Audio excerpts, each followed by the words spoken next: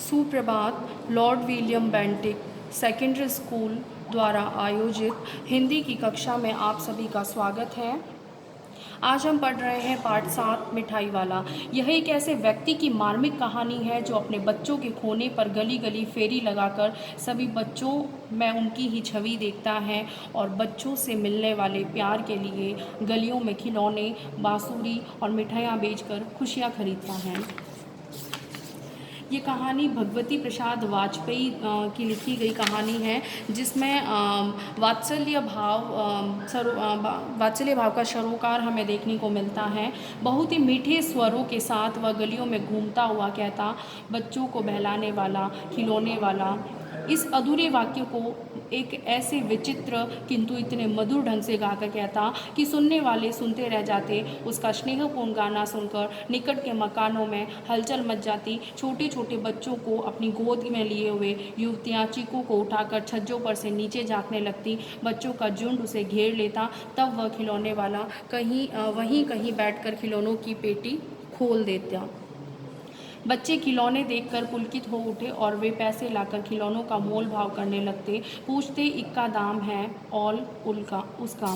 खिलौने वाला बच्चों को देखता, उनकी नन्ही नन्ही उंगलियों और हथेलियों से पैसे ले लेता और बच्चों के मनपसंद खिलौने उन्हें दे देता। खिलौने लेकर बच्चे उछलने कूदने लगते और तब खिलौने वाला फिर उसी प्रकार गाकर चल देता। बच्चों को बहलाने वाला, खिलौने वाला, सागर के हिल्लोर की भांति उसका यह मादक गान गली भर में मकानों में इस छोर से उस छोर तक लहराता हुआ पहुंचता और खिलौने वाला आगे बढ़ जाता।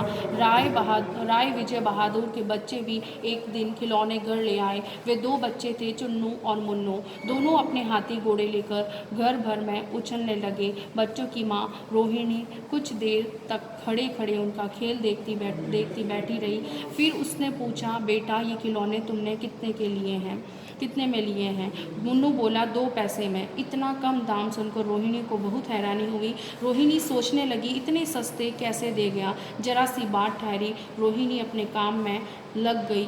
फिर कभी उसे इस पर विचार करने की आवश्यकता भी भला क्या पड़ती। 6 महीने बाद नगर भर में 2 ही 4 दिनों में एक मुरली वाले के आने का समाचार फैल गया। लोग कहने लगे, भई वाह, मुरली बजाने में वह एक ही उस्ताद है। मुरली बजाकर गाना सुनाकर वह मुरली बेचता है, सो भी 2-2 पैसे में। भला इसमें उसे क्या मिलता होगा? मेहनत भी तो न आती होगी। एक व्यक्ति ने पूछा, कैसा है वह मुरली वाला? मैंने तो उसे नहीं देखा। उत्तर मिला, उम्र तो उसकी अभी अधिक न होगी, यही 30-32 का होगा। दुबला पतला गोरा युवक है, बीकानेरी रंगीन साफा बांधता है। वही तो नहीं जो अपने खिलौने बेचा करता था, वही होगा। प्रतिदिन इसी प्रकार उस मुरली वाले की चर्चा होती। प्रतिदिन नगर की गली गली में उसका मादक प्रदुल स्वर सुनाई पड़ता, बच्चों को बहलाने वाला, मुरलिया वाला। रोहिणी ने भी मुरली वाले का वह स्वर सुना। तुरंत ही उसे खिलौने वाले का स्मरण हो आया और उसने मन ही मन कहा, खिलौने वाला भी इसी तरह गा गा कर खिलौने बेचा करता था। रोहिणी उठकर अपने पति विजय बाबू के पास गई। बोली, जरा उस मुरली वाले को बुलाओ तो चुन्नू मुन्नू के लिए मुरली ले लो। क्या जाने यह फिर इधर आए न आए। विजय बाबू समाचार पत्र पढ़ रहे थे। वे दरवाजे पर आकर मुरली वाले से बोले, क्यों भाई, किस तरह देते हो मुरली? मुरली वाला हर्ष से गदगद हो उठा। बोला, हाँ हाँ, सबको देंगे। हाँ बाबूजी, क्या पूछा था आपने? कितने में दी? दी तो वैसे 3-3 पैसे के हिसाब से हैं, पर आपको 2-2 पैसे में ही दे दूंगा। विजय बाबू मुस्कुरा कर बोले, तुम लोगों की झूठ बोलने की आदत होती है। देते होंगे सभी को 2-2 पैसों में, पर एहसान का बोझ मेरे ऊपर लाद रहे हो।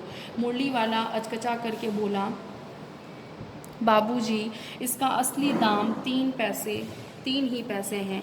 आप कहीं से भी 2-2 पैसे में यह मूल्य नहीं पा सकते।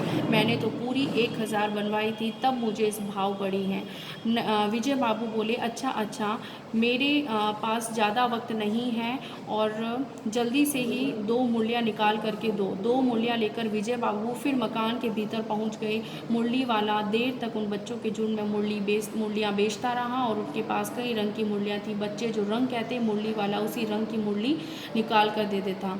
और यह बड़ी अच्छी मुरली है, तुम यहीं ले लो बाबू। राजा बाबू, तुम्हारे लायक तो बस यह है। हाँ भैया, तुमको वहीं देंगे, यही यही लो, तुमको वैसी ना चाहिए ऐसी चाहिए, यह नारंगी रंग की, अच्छा यही लो, पैसे नहीं है, अच्छा अम्मा से पैसे ले आओ, मैं अभी बैठा हूँ, तुम ले आए पैसे, अच्छा ये लो तुम्हारे लिए, मैंने पहले ही से निकाल रखी थी, तुमने अम्मा से ठीक तरह से मांगे ना होंगे, तुम्हारी माँ के पास पैसे नहीं है, अच्छा तुम भी यह लो, अच्छा तो अब मैं चलता हूँ। इस तरह मुरली वाला फिर आगे बढ़ गया। आज अपने मकान में बैठी हुई रोहिणी मुरली वाले की सारी बातें सुनती रही। आज भी उसने अनुभव किया कि बच्चों के साथ इतने प्यार से बातें करने वाला फेरी वाला पहले कभी नहीं आया। फिर वह सौदा भी कैसा सस्ता बेचता है और आदमी कैसा भला जान पड़ता है। समय की बात है जो बेचारा इस तरह मारा मारा फिरता है, पेट जो न कराए सो थोड़ा। 8 मास बाद सर्दी के दिन थे। रोहिणी स्नान करके अपने मकान की छत पर बाल सुखा रही थी और उसी समय नीचे की गली में सुनाई पड़ा बच्चों को बहलाने वाला मिठाई वाला। मिठाई वाले का यह स्वर परिचित था। झट से रोहिणी नीचे उतर आई। वृद्धा दादी से बोली, जरा उसे बुलाइए ना, बच्चों के लिए मिठाई ले लूं। दादी उठकर बाहर आकर बोली, ए मिठाई वाले, इधर आना। मिठाई वाला निकट आ गया, बोला, माँ जी कितनी मिठाई दूँ?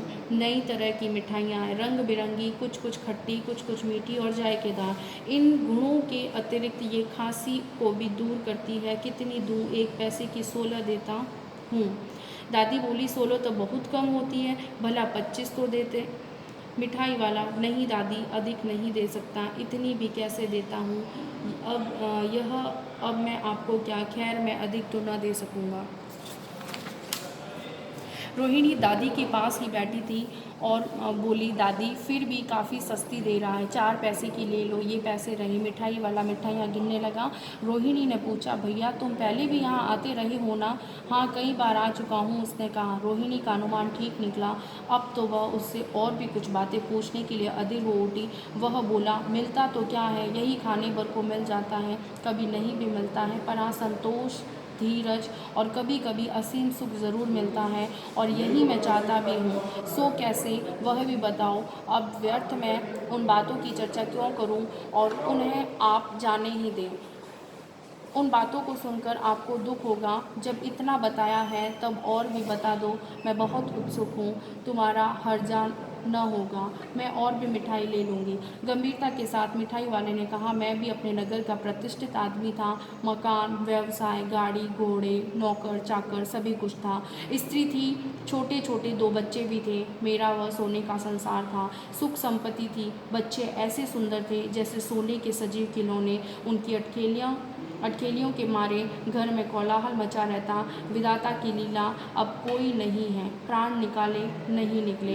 इसीलिए अपने उन बच्चों की खोज में निकला हूँ। वे सब होंगे तो यहीं कहीं, आखिर कहीं न कहीं तो जन्मे ही होंगे। इस तरह के जीवन में कभी कभी अपने उन बच्चों की एक झलक से मिल जाती है। ऐसा जान पड़ता है जैसे वे इन्हीं में उछल कूद कर हंस खेल रहे हैं। पैसों की कमी थोड़े ही है, आपकी दया से पैसे तो काफ़ी हैं, जो नहीं है इस तरह उसी को पा जाता हूँ। रोहिणी ने अब मिठाई वाले की ओर देखा और उनकी आंखें आंसुओं से तर थी। तभी चुन्नू मुन्नू आकर मिठाई मांगने लगे और उसने दोनों के हाथों में मिठाइयाँ भर दी। रोहिणी ने पैसे दिए तो वह बोला, अब इस बार ये पैसे न लूँगा। पेटी उठाकर वह आगे बढ़ गया और उसकी आवाज़ गूंजने लगी, बच्चों को बहलाने वाला मिठाई वाला। धन्यवाद।